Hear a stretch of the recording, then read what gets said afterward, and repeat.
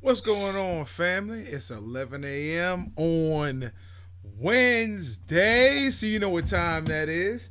It's time for the Fighter Share Report. Wait a minute. What's going on here? We ain't moving. Bruh, you ain't Yo, looked that young in years. man, listen, this is my good side, bro. I got a little makeup on, I got some designers on, got the new fitted on, bro. So, You look like you I just had got to, out of prison, bro. I'm talking about the. nah, man, that's the more refined look for today's show, bro. I look distinguished, bro. Like I don't tolerate no junk, man. Oh, that's what it is. Yeah, we Okay. for real on this. We serious today, man. That's how we do. I'm, it can stay in the 30s. I'm good with it. 20s, 30s, I'm good with it. It I just mean, when you got that natural installation, bro, it's cool. I get it. But for no, me, I I just just real men come from the north, so we can deal with oh, there we go. Okay, there we go. That sums it all up. Let's get to we it. can deal with the cold.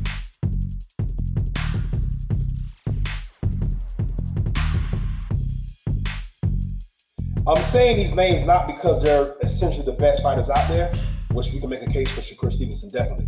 Um, they just look that much better than whoever they fight.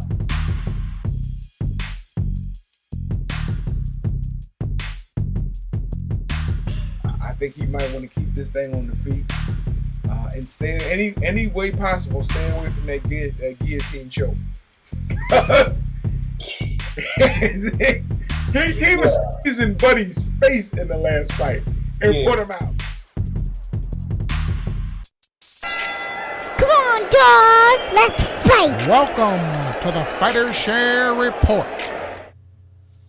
Come on, dog. Let's fight. I love that. I love that. Sometimes, me too, man. Just It's saying. always a little aggressiveness there, just a tiny aggression. It means Yes. so much. You should meet her mother. Um, hey! Uh oh. Uh oh. UFC Vegas 18, Saturday night. Overeem versus Volkov. What you think? It's gonna be a good scrap, man. We can never count Alistair Overeem out, even though I feel like he's been fighting forever. I mean, I don't know how Ever. much longer he's gonna do this, but Ever, listen, ever. Volkov forever, ever. That's what Dre said. But listen, Volkov had a hell of a performance his last time out too. Made a dude crumble down at the side of the cage. So I'm here for this fight. I don't know what to expect, but I know not to count Alistair Overeem out. I do know that. Yeah, it's every time you count him out, he shocks the world, and when you count him in, he's out. He gets beat It's up. Yeah. yeah. It's like, dude, you're like 80. I mean, some days you look 80, some days you look 25. But just pick a situation. Either you're gonna win or you're gonna not. I mean, just Right. I like Alistair Overeem. He's always had all the tools to be great. He just hasn't been great. So it's one of those things where he'll put on a great fight and you're like, wow, okay, this is what I was expecting. And then against the people you think, okay, he should beat, he lays an egg. Yeah, but that's the mark of a fighter. Very few fighters traverse their careers and go undefeated. This is something that is not taken lightly, especially in MMA. All the best fighters in the world, for the most part, have a loss.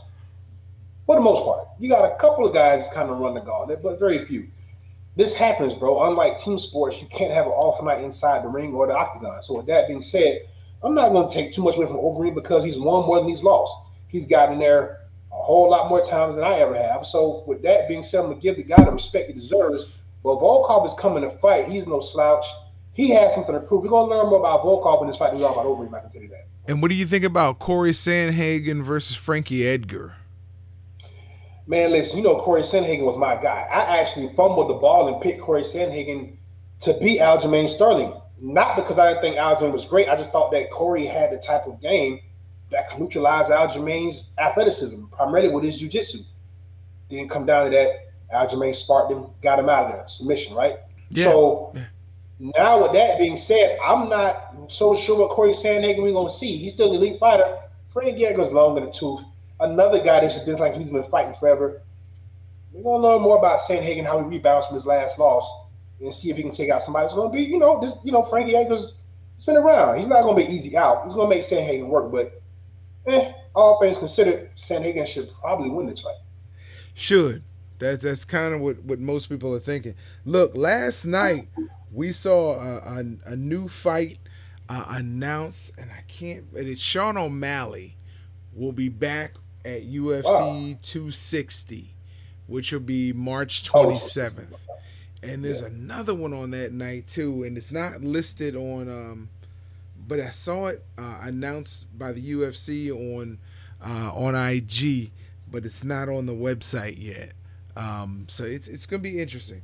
But the Corey Sandhagen fight, and then you have Marion Renaud versus Macy Chiasson. I'm still not completely familiar with these two, but I mean, for the most part, this UFC Vegas fight's gonna be a good card. And I can't wait to see it play out Saturday night. 5 p.m. Eastern is the prelims on ESPN Plus. 8 p.m. is the main event on ESPN Plus. Good morning, Miss Darlene. How are you this morning? Yeah, I'm expecting this card to be good. You know, I feel like Dana White gets this right, especially with cards like this. We know the stack cards are going to always be great. It's the cards like this that just catch me by surprise because, watching these cards and there are several great fights. So with that being said, bro, like I'm here for it. I am interested to see what Michael Johnson does against Clay Guida. That is a fight I'm looking forward to. When that fight's happening on the prelims, I think that fight would probably make the card, but I guess not. But no. Michael Johnson, Clay Guida, both vets been around for a long time. I'm interested in that fight. I'll be keeping my eyes on that one. Clay Guida was from WEC originally, wasn't he? I mean, he's been around for a long time, bro. Like back in Uriah Faber's heyday, Clay the Carpenter Guida. All right, dodgeball. Hey, question for you. Is Spence dodging Porter? Nah, why would he be dodging Porter? You already beat him. You can't dodge somebody you already beat. Yes, you can. That's not how it works. Yes, you can. No, you cannot. Yes, you can. Especially when you're champ. Yes, you can. Nope. You can. Nope. And you can do it Sean easier Porter, when you're the champ. So Sean Porter had that opportunity. But he's gonna have another one if Spence gives him the fight because he's mandatory. As long as he doesn't lose to Crawford. Spence not fighting Porter again. It'll happen. He's just mandatory. Sean Porter's gonna fight Terence Crawford. That's the fight that's gonna happen. We'll see. But I'm just because you got to think about it like this. Who was Earl Spence's last fight? Danny Garcia. Who was Earl Spence's fight before that? The car. That wasn't funny. Who was the fight before that? I don't remember. Sean Porter. Okay. So no, he's not going to fight Sean Porter again. Then why make him as mandatory? That's just Al Heyman and the PBC position their guys in the right space, bro. Just like Terence Crawford's mandatory. This is how this works. This is so. Chess, wait. So what you just said was that's Al Heyman positioning his fights. So is Al Heyman really in control of the WBC? No, he's not. That would be PBC. That's not Al Heyman. Al Heyman's just simply an advisor. He advises his fighters on what they should and shouldn't do. But the WBC made him the mandatory. But if you're saying Al Heyman positioning his fighters, then I that's why I asked the question. Is Al Heyman in control of the WBC? No, he's not. It just so happens that all of his fighters have the WBC for the most part. Just worked out that way. Okay. If you paying me, if you paying me, I'm more inclined to listen to you, right? I'm just saying that's how it goes. And the same thing can be said for Top Rank with all those smaller belts that their guys have. Same thing, right? If you paying me, I'm more inclined to listen. Okay. All right. Sanctioning fees, baby. Yeah. Well, I mean, the WBA has him as Terence Crawford's mandatory, and the WBC has him as Earl's mandatory. So it's going to be interesting to see how this pans out. I don't think it's going to be as cut and dry as you say. As far as, I know he said make the fight happen. We'll see. What's interesting about being cut and dry is always cut and dry when it happens. Whenever it happens, it's going to be definite, and we're going to know what the issue is. I just don't see Earl Spence taking a Sean Porter fight so soon. Errol Spence at this point deserves a soft touch, but because he's who he is, he's probably going to go Rafael Dennis Ugas and try to secure a third belt, which then he could officially ice Terence Crawford out. So I don't know what's going to happen here, but I know it's not going to be Sean Porter next for Earl Spence. And I That wouldn't even disagree make with good you. sense for Earl Spence. I don't believe he deserves a soft touch. He's a champion. You don't deserve a soft touch. And that's what we agree disagree. Because all the guys that you love and hold near and dear to your heart, y'all had soft touches. And that's what people Doesn't mean I think they deserved it. Well, but what it does is it means that's the precedent. That's the way the game is done. It's always been done that way. Yeah. Ray Leonard didn't fight Hearns, Durant, and Hagler every time he got in the ring. He had a whole lot of fights, and a lot of those guys don't even know. Yeah, he fought the Floyd seniors and people like that, but there was a lot of soft touches on Sugar Ray's resume, and nobody in the hell that gets him, aka Donnie Lalonde, for one. I was getting ready to say. Yeah, so we're not going to act like that. Anything that any of these guys are doing is out of the norm. And as far as guys like Earl Spence and Sean Porter and guys that ilk that fight the best of the best more often than they don't, if he wants a soft touch, he deserves it. He deserves to go and make as much money as he can. He does not deserve a soft touch. You are the champ. Right. He's the champ. No. You earn the right to fight the top level competition. That's what you earn as the champ. You don't earn a soft touch. That's a bunch of BS. And that's why you have champs that just sit there. Who was your favorite fighter, champ? Who was your favorite fighter, bro? Right now, I want to go through honestly, no. Historically, because I want to go through all the soft touches. Listen. I already said. I'ma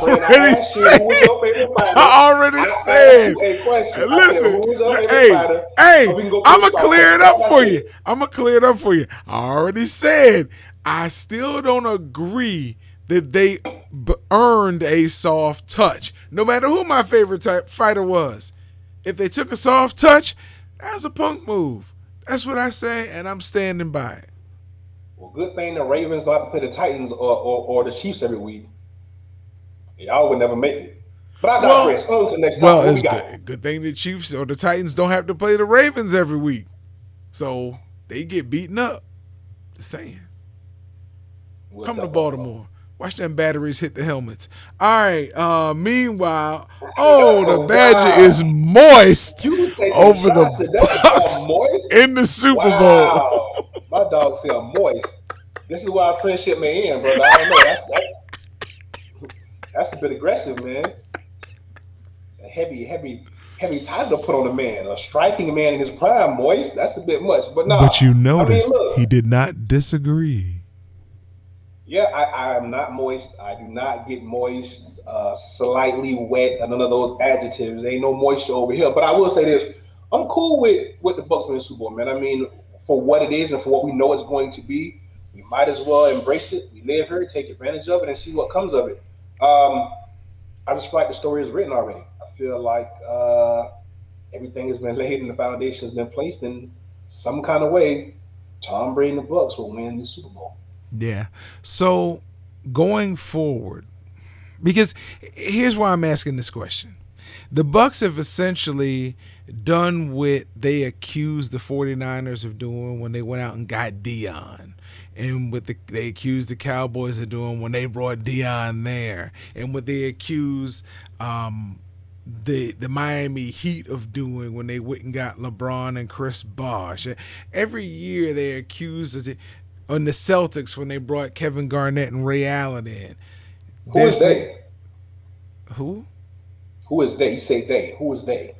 When I listen to ESPN, they don't say it as much now. Now they're on board. But originally they were like, the Bucks are trying to buy a Super Bowl.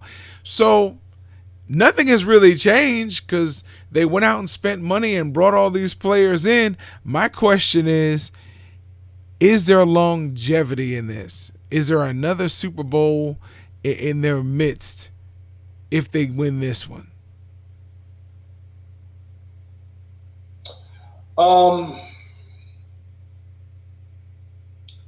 This is what they wanted. And this is what teams do. Every team goes out every and tries to buy a championship. Some are just in better positions than others. Some have leverage with draft picks or current players to make moves. It'll be interesting to see what happens with Deshaun Watson because depending on where he goes, some people may say the 49ers are again trying to buy a championship because if Deshaun Watson ends up in San Francisco with all the talent they have out there, San Francisco is not the team they were this year because of injuries. Remember that. Right. So No, the Bucks did the right thing. It just happened to fall into their laps. We'd have been saying the same thing if Tom Brady had went to the Chargers, and they would be doing this because they have a similar makeup as the Bucks did as well. But they drafted Justin Herbert, and it worked out for them. The Bucks got rid of Jameis Winston and bringing in Tom Brady. Neither one of us agreed with that move, but it worked out because they're where they ended up and where they wanted to be. And we know this about sports: you win a Super Bowl, bro. Man, that revenue lasts a long time. So even if they don't have any longevity, bro, when's the last time they won a Super Bowl? It's been 13. It's been what? 2002, 19 years. 18 years. It's been Yeah. 18, 19 years exactly. If they win another one, the fan base will be wrapped up for another 18, 19 years. They win again. So, but for Buck Mania, for Buck fans, for Buck Nation, this is what they wanted, and they get it. Now you brought up the Chargers, which brings up an interesting question. Did Anthony Lynn do what the Chargers wanted him to do, build up the cupboard, make it robust, and then they could bring a young, fashionable coach in to take a spot? I mean, we can never argue with the wins and losses. Anthony Lynn lost more games than he won. So by that, in definition, then he deserved to be fired. Now, we know honestly what happened, and yes, everything that you said is what he did. Anthony Lynn brought in, got that team into shape, got them believing in themselves. Oh, and by the way, drafted a quarterback. Everybody feels like it's going to be the future, not of just the Chargers, but probably the whole NFL. So for Anthony Lynn, it's tough, and unfortunately, that cookie seems to crumble that way more for minority coaches. But yeah, he did the hard work for him. I think so. Maybe he'll get a job on Bruce Arians' staff next year. He's already been picked up. I think he's the offensive coordinator now for the Detroit Lions. Really? Oh, he Yeah. went to Detroit? Well, yeah. I mean, they rebuilt all the way around. They got rid of Stafford, brought in Jared Goff. They got a lot going on. So. Oh, that trade did go through. Oh, absolutely. Okay. Matthew Wow. Stafford's a LA Ram now. For sure. Wow. That's going to be interesting. Oh, Matt Glass and the land of the superstars. It's going to be interesting. Man, I'm Hey, trying to tell your you, bro. 2 minutes. Yeah, so I don't really have much to talk about, so I'll go ahead and just wander my way into basketball. Have been trying to watch a lot more lately, and I will say this: the NBA is in good hands. I finally got a chance to watch the Brooklyn Nets tonight against the Los Angeles Clippers, and I only watched because, yes, I'm still a Kawhi fan. He still has my heart. So yeah, so I watched the game, seeing what the Clippers were going to look like. You know, I didn't expect much from Brooklyn. Those guys only been together for about 2 weeks, and the Clippers are a good team with a lot to prove, and currently have the best record in the NBA. And what happened? We got treated to a great game, but James Harden, another triple double. We were trying to figure out if this relationship was going to work. It looks like it is. It looks like James Harden is completely okay with not only being the third wheel to this trio, or these three amigos, but also to be the Swiss Army knife. He's rebounding, he's assisting, he's actually playing what resembles defense. He's lost weight, his beard is still shiny, and whenever they need a bucket, if KD ever goes to the bench or if Kyrie ever goes to the bench, this guy can handle the ball, he can bring up the floor, and he's a one-man wrecking crew. We saw it for years in Houston, and he's just really shown his maturity and growth. I'm happy for James Harden because I thought he would be the guy and the reason why this wouldn't work. Now, does that mean they're going to win the NBA title this year? No. But I really feel like the Brooklyn Nets, a lot of New Jersey Nets, are the best team in the East. It's going to be hard. You got the Heat. You got the New York Knicks, who seem to be playing pretty good basketball. You don't know where they're going to fall. But then you still got the Celtics. You still got the Raptors. You still got all these teams. You got young upstart teams like Chicago that are playing well. So I don't know what this means in the long term, but Brooklyn will represent the East Conference this year. Don't know if they'll win it, but man, the NBA got it right again. KD, Kyrie, and the beard, that's the new big three, and I look forward to see them in the finals. That's my take. Good job. Shout out to AJ. AJ Donceras, if I'm saying it correctly. What up, AJ? He said, shout out, please. I like Shout that. out, please. You got it, brother. You got it. Hey, I'm going to spring football. This fiasco. You still have some teams in the college that are going to play spring football. They're looking to play 6 games plus a mini camp. And this is going to lead you into summer. This is crazy. If you've ever played even high school football, definitely college football, your season is, they already claim it's too long. That's why they can't have a playoff, but they're letting people play spring ball. Now think about the injuries that are going to happen. Think about the opportunities missed. If you get hurt in the spring, you tear an ACL or an MCL or a meniscus, and now you miss the fall season. This is insane that you're allowing this to progress. Student athletes at that age need time to let their bodies rest. If you're finishing your season around May, the beginning of May, end of April, what are you going to rest? What summer do you really have? Because most people don't realize college athletes are back in the beginning of August. They're working at the beginning of August before anybody else steps on campus. So now you have part of May, June, and July to rest.